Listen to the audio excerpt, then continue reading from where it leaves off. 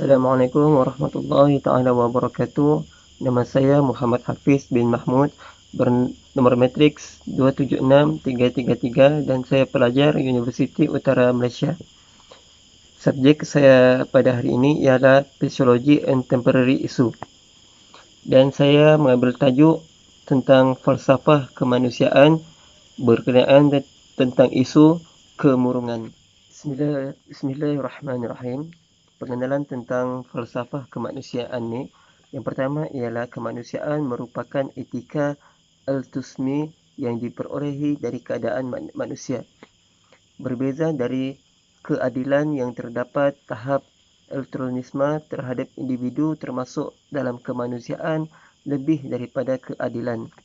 Dan yang kedua, konsep ini kembali kepada perkembangan falsafah manusiawi semasa dan konsep kemanusiaan pada zaman moden dan mengakibatkan tanggapan moden seperti hak asasi manusia. Dan seterusnya kita masuk kepada isu kemurungan.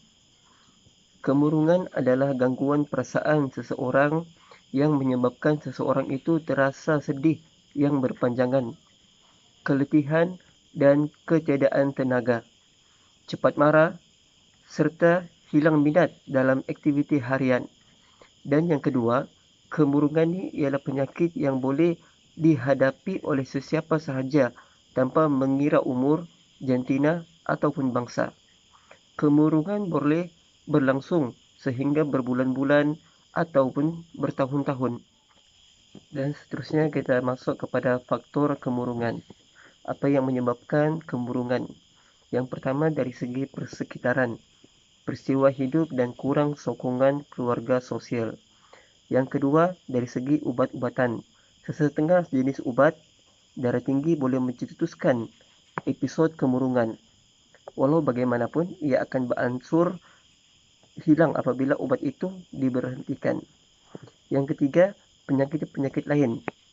Seseorang penyakit lain seperti gangguan fungsi tiroid, hipotis boleh menyebabkan kemurungan.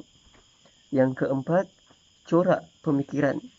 Terdapat corak tertentu dalam pemikiran yang boleh mencetus kemurungan. Ini termasuklah bagaimana persepsi kita terhadap diri sendiri, kehidupan dan dunia keseluruhannya. Yang kelima, peristiwa lain yang boleh mencetuskan kemurungan termasuklah penyalahgunaan dadah atau ketagihan arak menghadapi penyakit serius, tinggal dengan orang yang menghidap penyakit tersebut. Yang keenam, kehilangan orang yang disayangi. Dan yang ketujuh, baru melahirkan anak. Seterusnya, kita masuk kepada tanda-tanda kemurungan. Tanda-tanda kemurungan yang pertama ialah kesedihan, yakni kekosongan perasaan. Yang kedua, hilang minat atau keseronokan terhadap hobi dan aktiviti-aktiviti lain yang sebelum ni disukainya.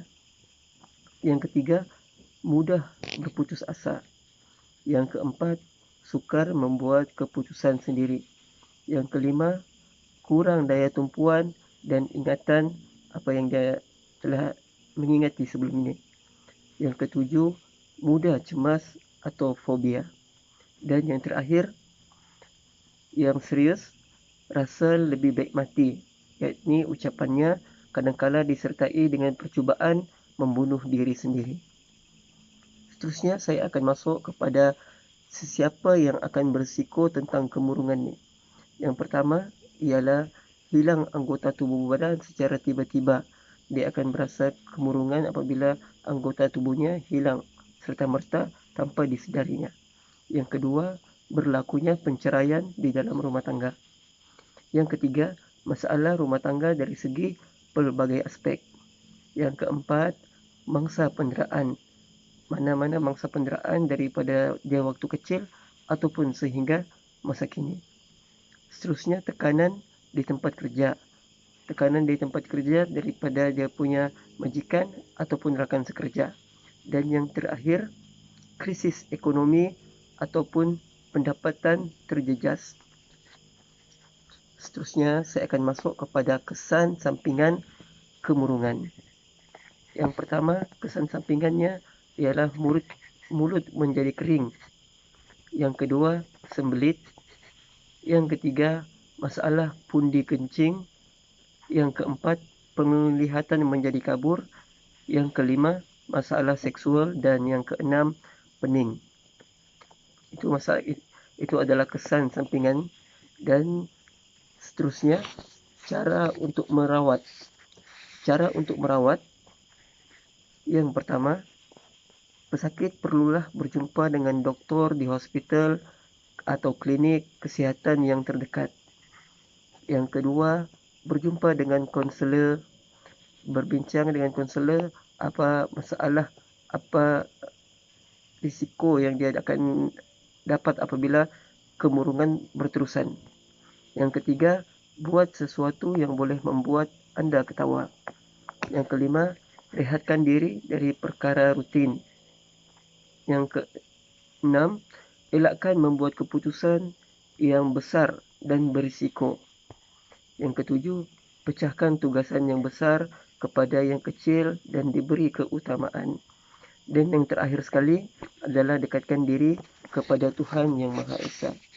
Kita hendaklah memberikan dorongan, sokongan untuk orang ataupun pesakit yang kemurungan ni, mendekatkan diri kepada Allah Subhanahu Wa Taala dengan membuat solat 5 waktu, berpuasa ataupun berzikir dan sebagainya, supaya dia berdoa menjadi dirinya kembali dan bersemangat semula.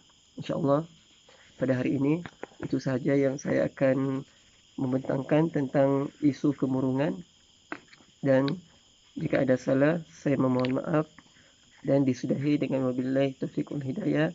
Assalamualaikum warahmatullahi taala wabarakatuh.